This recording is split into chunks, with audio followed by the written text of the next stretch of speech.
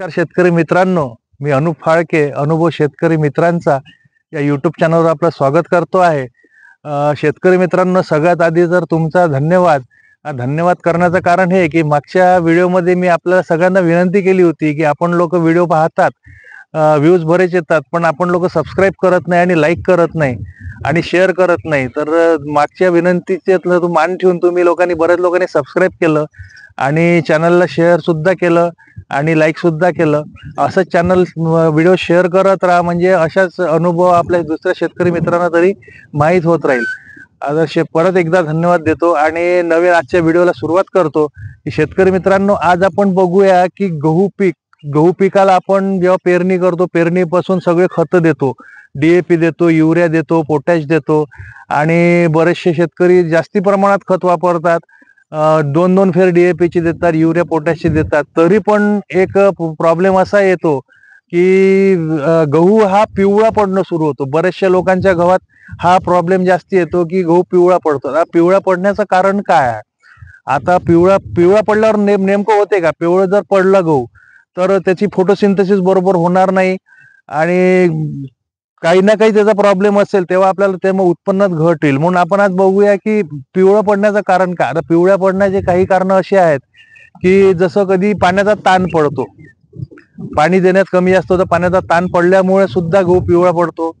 किंवा कोण्या ठिकाणी पाणी साचतं, आपलं जास्ती पाणी होतं, त्याच्यामुळे सुद्धा आपला पाणी म्हणजे हा सुद्धा एक ताणाचाच प्रकार आहे. गव्हाला ताण पडतो आणि ते पाणी साचल्यामुळे ते मूळ वगैरे कुजल्यासारखं होतं, त्याच्यामुळे सुद्धा पिवळं होतं.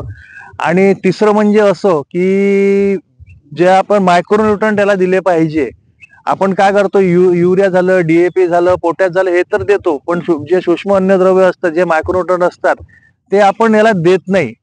तर आता आपण बघूया की याला आपण नेमकं काय केलं पाहिजे, याची उपाय काय केले पाहिजे. एक तर समजा जिथे पाणी साचून राहतं, त्याच्यामुळे जर गहू पिवळा पडला असेल तर त्याच्यासाठी आपण काय केलं पाहिजे नेमकं, आणि समजा मायक्रोन्यूट्रंट नाही दिलं पाहिजे तर आपण कोणती फवारणी केली पाहिजे.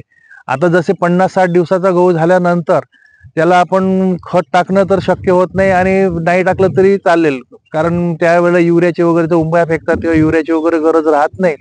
तर जर समजा जिथे पाणी जर साचत असेल त्यामुळे किंवा पाण्याचा ताण पडला असेल त्याच्यामुळे जर गहू पिवळा पडला असेल तर त्याचं काय होतं, जे व्हाईट रूट जे असतात ते डेव्हलप होत नाही, त्याच्यामुळे ते सूक्ष्म अन्नद्रव्य खाऊ शकत नाही.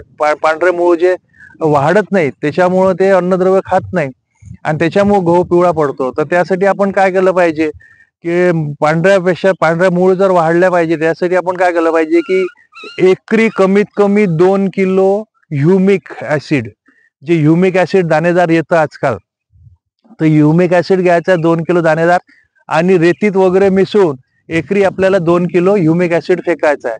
त्याच्यामुळे काय होईल की आपलं जे पांढऱ्या मुळ्या आहे ह्या वाढतील आणि अन्नद्रव्य खाण्यास त्याची मदत होईल. आणि त्याच्यानंतर आता जसं अन्नद्रव्य याला दिलं पाहिजे, सूक्ष्म अन्नद्रव्य दिलं पाहिजे, आता हे देणं तर शक्य होत नाही असं खतातून वगैरे या वेळेला.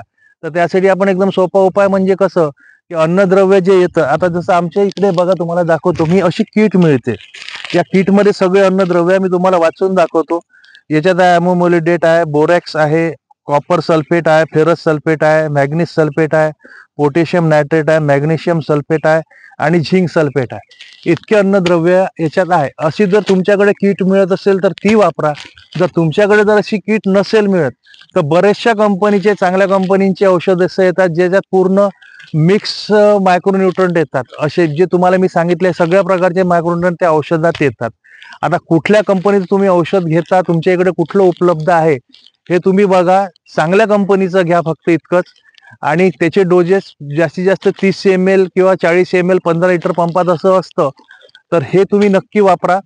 याच्यामुळे तुमचं याचं नियंत्रण होईल, पिवळेपणा निघून जाईल आणि गव्हाची वाढ सुद्धा होईल व्यवस्थित, उंबई चांगली येईल. आणि कोणाचे गहू जर लहान असतील, उशिरा पेरलेले, तर त्याला फुटवे सुद्धा चांगले येईल. हा अनुभव तुम्हाला कसा वाटला हा नक्की कॉमेंटद्वारे कळवा. आणि चॅनलला लाईक करा, शेअर करा, कॉमेंट करा आणि सबस्क्राईब करायला विसरू नका.